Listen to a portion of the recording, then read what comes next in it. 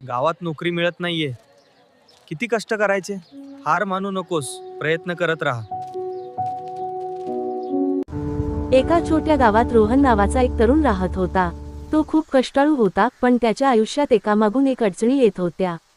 नोकरी मिळत नव्हती, घरात पैशांची अडचण होती आणि मनात सतत भीती आणि निराशा भरली होती.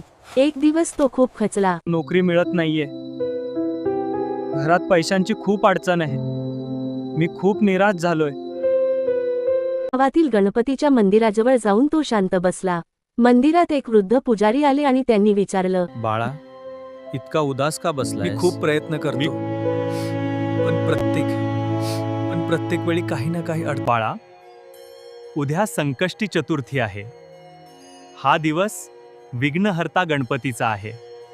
मनापासून उपवास कर आणि रात्री चंद्रदर्शनानंतर गणरायाची प्रार्थना कर.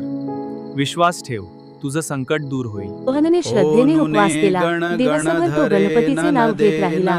रात्री चंद्र दिसल्यानंतर त्याने हात सोडून प्रार्थना केली. हे गणराया, माझ्या आयुष्यातील अडथळे दूर कर.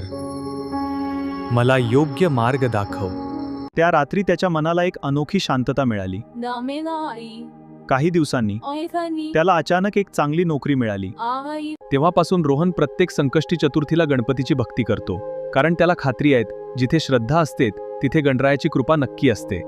कारण त्याला खात्री आहे, जिथे श्रद्धा असते तिथे गणरायाची कृपा नक्की असते. गणपती बाप्पा मोरया, मंगलमूर्ती मोरया.